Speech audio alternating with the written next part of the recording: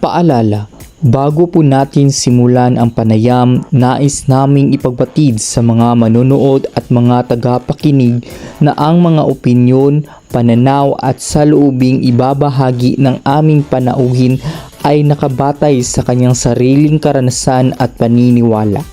Ang layunin ng panayam na ito ay para sa edukasyon at pagbibigay inspirasyon at hindi naglalayong manira, mangusga o magdulot ng anumang hindi pagkakaunawaan. Magandang araw sa ating lahat. Ako si John Roy Paranyal, isang mag-aaral sa BSED Filipino at narito tayo ngayon sa isa na namang kabataang lider na aktibong naglilingkod sa aming komunidad sa Barangay Tugbuk Proper. Ang panayam na ito ay mas makilala ang karanasan, pananaw at ambag sa kapwa kabataan. Dito lang yan sa Youth Talks, kung saan boses ng kabataan ang bida. Ang ating makikipagpanayam na sa araw na ito ay isang mag-aaral na kasalukuyang kumukuha ng Bachelor of Science in Psychology sa Universidad ng Mindanao at isa ding active youth leader sa Barangay Tugbuk Proper. Lugod kong ipinapakilala sa inyo si Binibining Christia Bea Rugay. Hi! Good afternoon! Kumusta ka naman, Bea? Well, so far, okay naman ko. Bali, ginajuggle po na ako ang akong leadership at sa ako pag-skala. So, which is, ano naman po siya, kaya naman po. So, maraming salamat sa pagtanggap ng inyong sa aming imbitasyon sa panayam na ito. Yes, of course, kay privilege man po good niya siya nga makastorya po balik ma-share na po sa ng experience sa mga youth leaders, lahang struggles and such. And sa pa ba? Sa mga challenges bilang sa youth leader. Mag-create of decision making, what not. So, handa ka na ba sa mga kaunting chikahan ukol sa pagiging isa sa iyong leadership journey? Yes, of course. Let's go. Kung handa ka na, meron akong meron akong 5 katanungan ukol sa pagiging active youth leader sa ating komunidad dito sa Barangay Tugbuk Proper. So, una na dito ay ang ano-ano ang mga responsibilidad mo bilang isang leader ng kabataan. So, ang first responsibility yun as a leader is i-guide ni mo yung mga members. Kay tungod, once the leader man ka, you are appointed to do things na ilahang sundon. But you cannot do things or anything na kanang on your own accord lang gani. Like, para lang sa imuhang kamaayuhan ba. So, dapat i-guide mo sila at the same time, maminaw ka sa ilahang mga ideas.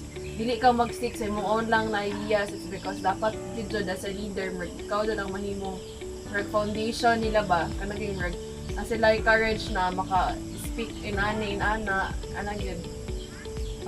Kung paano natin sila kung ano ang mga opinion at saloobin ng dapat ng isang mga kabataan. Correct.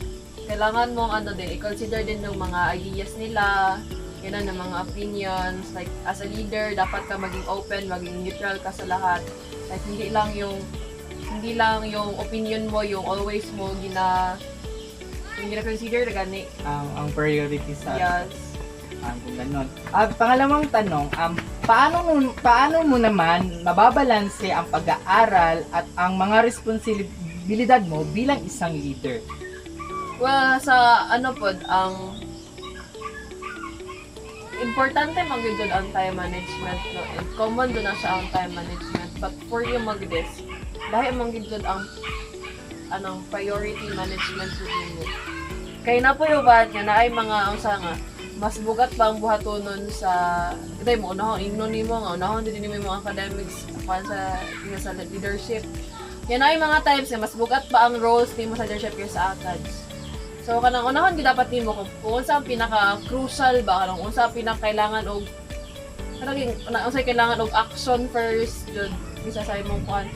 Kay ang leadership mong gud magsugod siya sa academics, sa mo gid mo siya mahon imong pagka-leadership. So as much as possible, kung leader ka, imo siyang i-balance mo sa mga academics. Like, di po mo siya bayloan ba niya. Imo hapong leadership is dili po mo siya talikdan lang tungod kan kasi mga academics. Ano lang, priority management lang jud siya.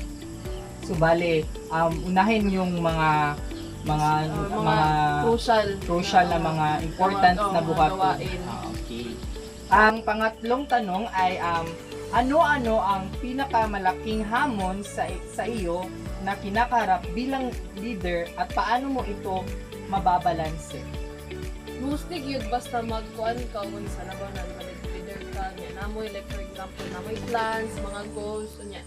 Unexpectedly ba wala ang isa ka mga nasa inyo na kay wala siya na natin gani, like ang outcome is wala siya sa inyo sa inyo like how you see it before yun, like inyo ang gina-expect na outcome wala siya nag-align.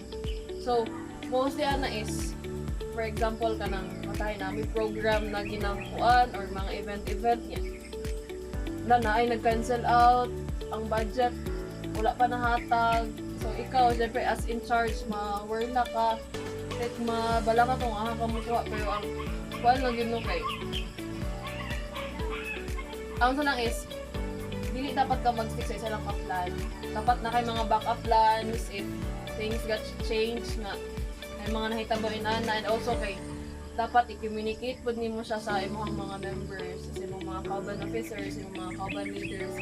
It's because dili man na mahimong effective pud ang kung ikaw lang mo dito.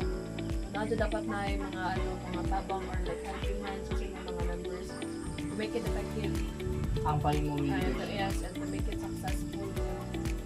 Ang pang-apat na tanong ay, para sa iyo, ano ang mga katangiang hinahanap mo bilang isang youth leader para sa susunod na henerasyon? Sa kuha kay dili man jud kailangan nga bright ka.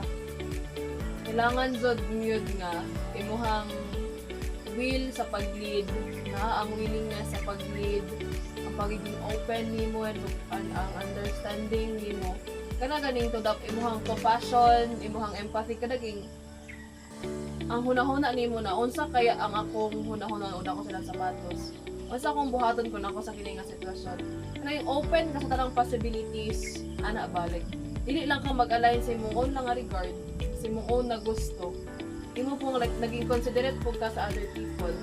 Na balik na kay compassion, na kay empathy. Dili ka basta-basta makabuhat og dili ka leader lang kay tungod hard ka, bright ka, dato ka inana. Dapat kung i-disregard mo ng pagka-bright, actually, ang mga leader magyud na sila magyud. Kung leader ka, makita magyud na sa sila ha. And one thing is, if kanang ang tao gyud kay passionate kay siya nga ma-hold dihang sa as a leader.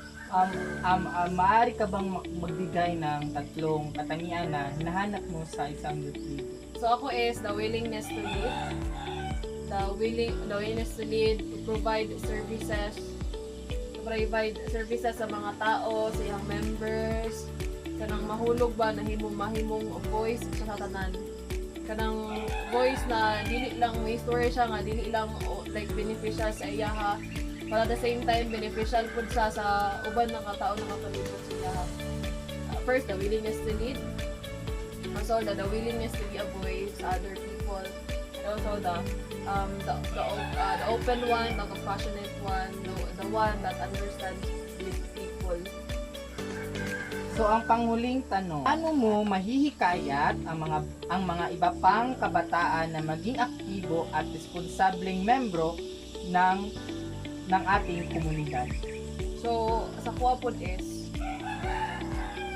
ang leadership manggod or ang dili lang na tungod gina-assign mo as a leader. It's because gi-assign mo as a leader because nakita sila nga potential sa imo ha.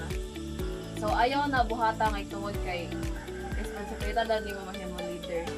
Ang leadership, being a leader manggod is not just a responsibility but it is a character.